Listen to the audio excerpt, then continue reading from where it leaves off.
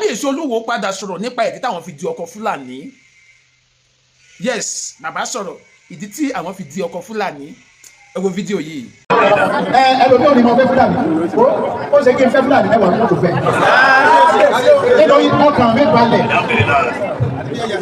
Ìwọ ọmọ Yorùbá tó ọba báyìí pé ilé yóò ní sóòsà ọba jóbi ilé yóò ní sóòsà ò ní gbàgbọ́ ní òòsà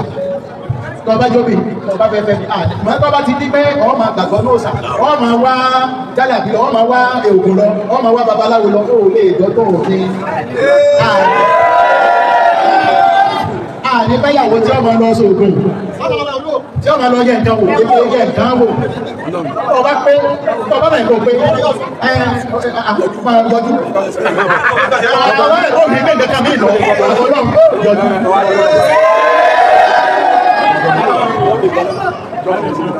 Tẹ́bílà ní ẹsẹ̀ yìí nígbà tí mo fẹ́ ìkíní ọmọ ìlú òní Jamaica ẹ̀ sọ̀rọ̀ ní ẹ̀ kọ́ sáàsì yìí àwọn mùsùlùmí. Àdó nínú òye tèmi o èmi ò nílò wípé kò yẹ kéèyàn má lè fẹ́ ìyàwó tàbí ọkọ níbi tó wù because ọ̀rọ̀ marriage kọjá wípé dandan gbọ́dọ̀ fẹ́ ọmọ ìlú ẹ̀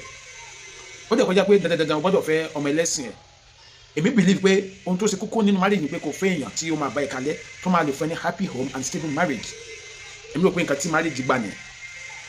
ṣùgbọ́n ewu tó wá padà wà ní eléyìí tó bá jẹ́ tó ṣẹ sọ́dọ̀ àwọn olórí wa ní nǹkan tó ń ṣẹlẹ̀ ní Nàìjíríà lọ́wọ́lọ́wọ́ ó ní wípé tí ó bá dọ̀la tírú ọmọ tí wúmà yẹn bí fún kábíyèsí bá padà dórí àpèrè lọ́la tí Fúlàní dẹ̀ kọ̀ntínú láti máa wà tí wọ́n wù sí gbogbo àwọn tó kù ní orílẹ̀-èdè wa sórí ọmọ yẹn á lè sọ̀rọ̀ against ìlú ìyá ẹ̀ ọ̀rọ̀ bá dọ̀la táwọn Fúlàní bá dé sọ pé àwọn kágá àwọn gbogbo Fúlàní tó wà ní north àwọn ìwé làwọn fẹ́ fi ṣe ilé ṣé ìlú ọmọ yẹn á lè sọ̀rọ̀ ọbí àwọn Fúlàní darandaran tó wà níwò wọ́n wá ń padà ń ṣe àwọn ará Ìwó ní àwọn wọn wà tí ò dá sí wọn bí wọ́n ṣe ń ṣe sí àwọn apá kan ẹ̀yà tó kù ṣé ọmọ bẹ́ẹ̀ á lè sọ̀rọ̀ nǹkan táwa kàn ń wò nìyẹn pé ká ní ordinary citizen ordinary person tó ṣe wípé ọmọ yẹn máa padà ní agbára lórí àwọn community lọ́jọ́ iwájú ìbádà but irú ọmọ bẹ́ẹ̀ irú ọmọ tí wọ́n àìbá bí fún wọn lè padà jọba tó sọ pé ó lè padà fẹ́ràn ìlú yẹ gan ju ìlú bàbá ẹ̀ lọ tá padà kó ìlú bàbá ẹ̀ lọ fún ìlú yẹ tó ewu tó kàn wá ń bẹ̀ nìyẹn so but ká ní sẹ pé ìwà tí àwọn Fúlàní kan wù kí sí gbogbo Fúlàní o kò yẹ kí gbogbo wa ká kórìíra wa dé level yìí èmi ò dẹ̀ mọ̀ nǹkan tó ń ṣàwé èèyàn tá a fẹ́ gbà láti jọ gbé ní ìgbé àlàáfíà ṣùgbọ́n torí ìwà burúkú táwọn Fúlàní kan wù ṣebí mo wo fídíò kan ní ẹni èní tí Fúlàní kan sọ wípé wọ́n gbẹ̀mí 200 people ní Benue gbogbo àwọn èèyàn ń pariwo lórí tánà ìmọ̀jẹ́ káwọn gbádùn pé òfin àwọn ẹni pé tí màálù kan bá kú èèyàn 100 gbọ́dọ̀ lọ sí Fúlàní ló ń sọ àtẹ̀sí pé kí federal government gbé ìgbésẹ̀ lórí ọ̀bọ̀bọ̀ yẹn countries kan gbé tí fún èèyàn bá lè lanu pé tí màálù kan bá kú èèyàn 100 gbọ́dọ̀ lọ sí ẹni pé ẹni bẹ́ẹ̀ ẹranko gan ṣẹ́jú ó ṣẹ́jú lọ so